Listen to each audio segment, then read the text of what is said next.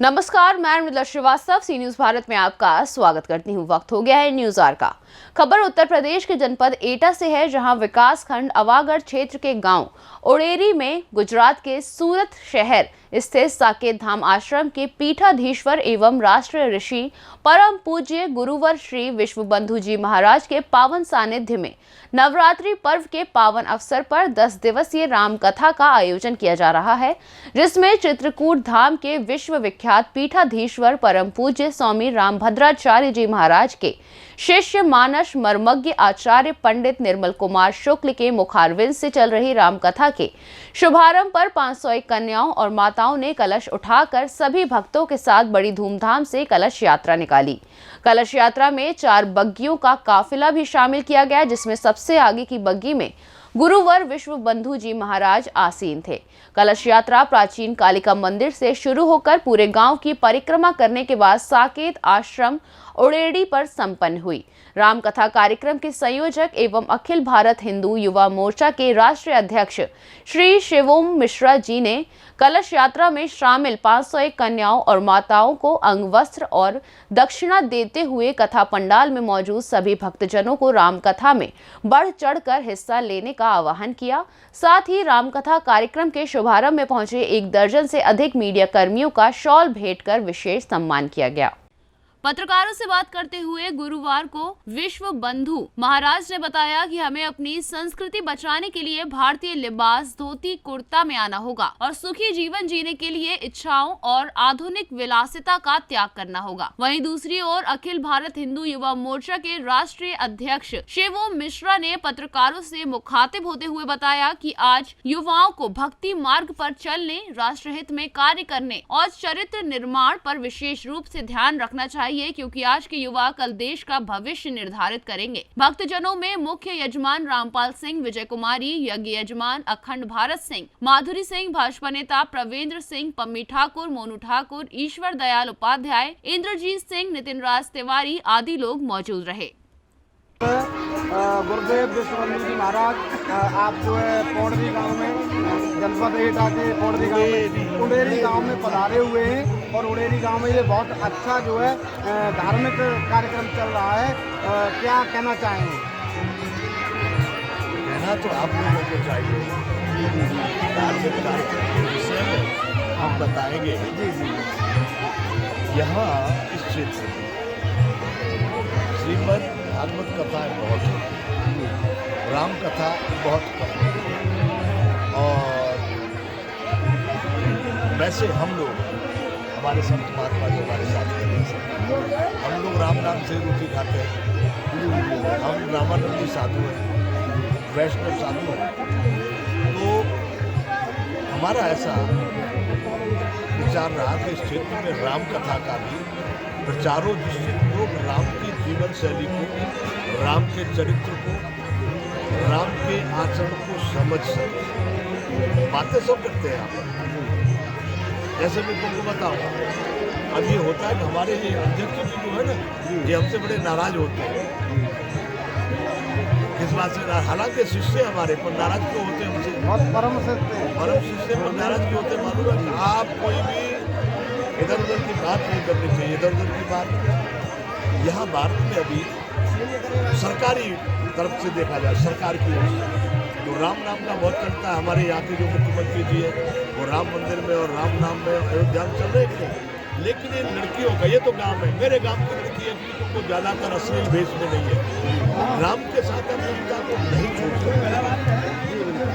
इनके वेशभूषा, इनके जीवन चरित्र, इनके आचरण, इनकी पढ़ाई, इनकी शिक्षा, ये सब राम के अनुकूल नहीं है। या यहाँ के बच्चों का डीजे बजा करके जिस तरह से आचरण करना है, राम के अनुकूल नहीं है। इसलिए यहाँ पर इस उत्तर प्रदेश में राम कथा का ज़्यादा से ज़्यादा प्रचार है। हमारे जो व्यास जी आए हैं, ये साधारण वैसे व्यासों में से नहीं है। ये उच्च कोटि के, अगर भारत के 10 विद्वान करेंगे, इसमें अतिशयोक्ति मत मानना आपके माइक के सामने। उच्च कोटि के 10 विद्वान करेंगे आप, उनमें से एक ये नाचने गाने वालों में से। तो राम का आचरण लोगों के सही समझ में आ गए। आज भी आप देख रहे हैं कि हजारों लड़कियाँ महिला अपनी यात्रा में, तो राम के आचरण को भली बात लोग समझ अपने जीवन में उतार सके और उसका लोग अपने जीवन में आचरण करें। इसलिए यहाँ राम कथा आए हुए हैं, आपका आगमन हुआ है और यहाँ पर राम कथा का आयोजन हो रहा है, क्या कहना चाहते हैं? परम पूज्य प्रातः स्मरणीय राष्ट्रीय श्री गुरुवर विश्वबंधु जी के सानिध्य में उनके जन्म स्थल पर यानी कि आज इस अवागढ़ के उड़ेरी गांव में आज से दिनांक 22 मार्च से 30 मार्च तक एक दिव्य भव्य और नव्य राम कथा का आयोजन किया गया है। इसके माध्यम से सनातन धर्म के प्रचार प्रसार को पूज्य गुरुवर विश्वबंधु जी के सानिध्य में आगे बढ़ाया जाएगा। विशेष रूप से जो आज संस्कृति का पतन हो रहा है, संस्कारों का पतन हो रहा है, सदाचार का पतन हो रहा है, इसे रोकने के लिए और जन जन तक सनातन को पहुंचाने के लिए इस राम कथा का आयोजन किया गया है। प्रायतः आज आप देखेंगे कि आज हमारे सोशल मीडिया में चाहे फेसबुक हो, व्हाट्सएप हो, ट्विटर हो, इंस्टाग्राम हो, यूट्यूब हो, तो इन सभी के माध्यम से जब आप इसे ओपन करते खोलते हैं तो इसमें इतने अश्लील साहित्य हमको परोसे जाते हैं, हमारे परिवार को परोसे जाते हैं और बच्चे उसी को देख करके अपनी मानसिकता को तैयार करते हैं।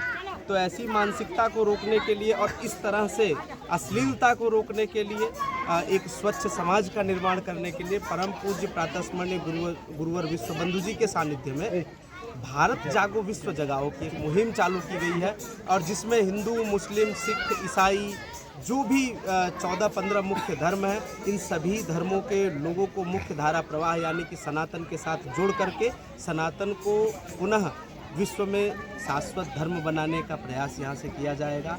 और मैं सभी एटा जनपद वासियों से निवेदन करूँगा कि आप लोग इस पुनीत राम कथा में, इस नव्य भव्य राम कथा में भारी से भारी संख्या में पहुँच करके पूज्य गुरुवर का दर्शन लाभ प्राप्त करें और पावन श्री राम कथा का श्रवण करें। युवाओं को विशेष रूप से हम यह संदेश देना चाहते हैं कि वह संस्कृति के साथ जुड़े, संस्कारों के साथ जुड़े, समाज के साथ जुड़े, जातिवाद और धर्मवाद के झगड़े से मुक्त होकर के स्वयं में सनातनी बने और जिस दिन हम स्वयं में सनातनी और सत्य रूप से धर्म को धारण करेंगे उस दिन हम सब पुनः विश्व गुरु के पद पर स्थापित होंगे और भारत पुनः विश्व को एक नई दिशा देने के लिए अग्रसर बनेगा। तो मेरा यही संदेश है कि सब सदाचारी बने, संस्कारी बने, सनातनी बने और युवा हैं तो अपने अंदर युवत्व को धारण करके विश्व विजय की मंगल कामना के साथ आगे बढ़े।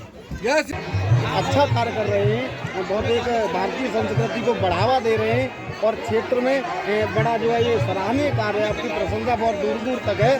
तो आगामी क्या आपकी जो है व्यवस्थाएं हैं? एक देखिए आप यहाँ पर पहली बार ये पहली कलश यात्रा या ये कथा है जिसमें किसी भी जाति का कोई नाम नहीं होगा।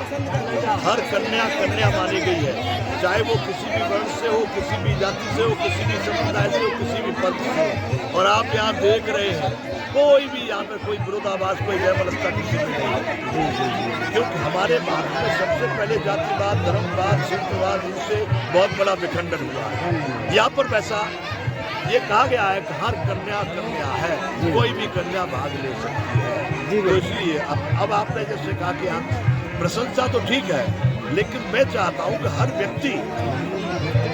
व्यक्ति अच्छा हो। एक व्यक्ति मेरे अकेले के अच्छे होने से देश नहीं सुधरेगा, आपके अकेले अच्छा होने से देश नहीं सुधरेगा। प्रत्येक व्यक्ति, प्रत्येक कन्या, प्रत्येक बालक यहाँ का अपनी भारतीय संस्कृति का आचरण करें, भारतीयता का आचरण करें। हम विश्वगुरु कब थे? जब हमारे यहाँ एक साइकिल भी नहीं थी, एक बल्ब भी नहीं था, लेकिन हम भारतीय थे। हमारा आचरण भारतीय था, हमारी भाषा भारतीय थी, हमारा वेशभूषा भारतीय था, हमारा भोजन भारतीय था। तब हम विश्वगुरु थे। अब ये आप जो ड्रेस पहन के बैठे हैं, इसको पहन के आप कहें कि हम भारत को विश्वगुरु बना सकते हैं, बिल्कुल गलत, कोरा झूठ। विश्वगुरु भारत तब बनेगा जो अपने पैरों पर खड़ा होगा। आत्मनिर्भर भारत तब बनेगा, स्वावलंबी भारत तब बनेगा जब अपने पैरों पर खड़ा होगा। इसलिए हमको अपने वेशभूषा, भाषा, अपने आचरण, अपनी संस्कृति, सभ्यता, संस्कारों को भारतीय करना होगा। और हम उसके लिए ये हमारा पहला एक डग चले हैं हम आगे। हमने अभी शुरू किया 2-3 महीने से कि हम भारतीयता के लिए ये विश्व बंधु का जो मार्का लगाया गया। हमारा संसार में कोई हमसे बड़ा नहीं, कोई हमसे नीचा नहीं, कोई हमसे कुछ हमारा व्यवस्था नहीं। विश्व बंधुत्व, विश्वस्व बंधु यह स विश्व बंधु, जो सारे संसार को भाई की दृष्टि से देखता है, बंधुत्व की दृष्टि से देखता है, वह है विश्व बंधु। या विश्व बंधुत्व यस्य, जो जिसका सारा विश्व बंधु है, वह विश्व बंधु है। इसलिए हमने विश्व बंधुत्व की भावना से, क्योंकि यहाँ लोग कुत्तों को मोचट वाले थे, कुत्तों को बिस्तर पे बिठाते हैं और मनुष्य को छूने से दूर भागता है।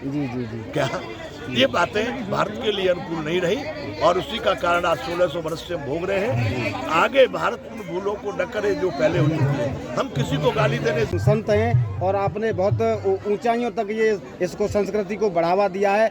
हमारे जो है आम जनमानस के लिए क्या संदेश देना चाहेंगे? आम जनमानस को सबसे पहला संदेश है कि महत्वाकांक्षा अपेक्षाओं से निकलकर जो आज सुखी नहीं वो कभी सुखी नहीं हो सकता।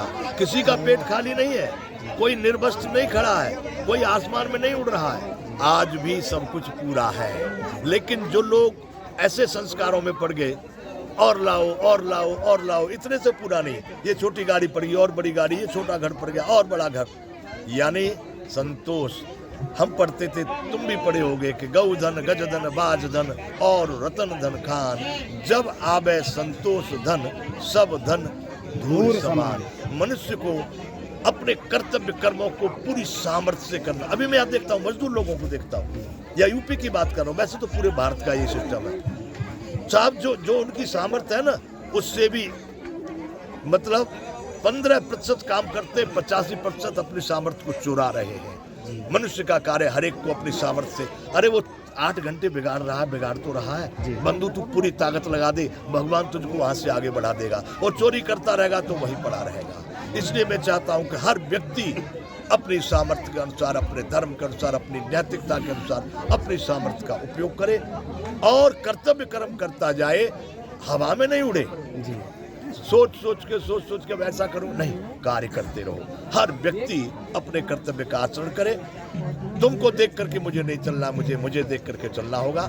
और इस तरह से अपने कर्म को करते करते सभी लोग आगे पहुंच जाएंगे, सुखी हो जाएंगे, संतुष्ट हो जाएंगे। अभी भी सबको संतुष्ट होना चाहिए।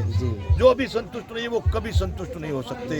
कारण कि तुम्हारे पास 100 करोड़ की संपत्ति होगी तो 1000 करोड़ की अपेक्षा हो जाएगी, 1000 की होगी तो 10,000 की हो जाएगी, फिर तो और बड़ी बीमारी होगी।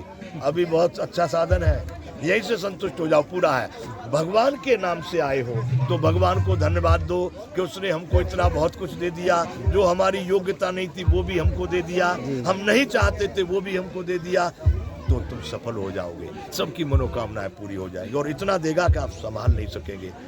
एटा से सी न्यूज संवाददाता रमेश जादौन की रिपोर्ट। फिलहाल के लिए इस खबर में बस इतना ही। देश और दुनिया की तमाम खबरों को जानने के लिए देखते रहिए सी न्यूज भारत। हर खबर आपके साथ, आपके हाथ।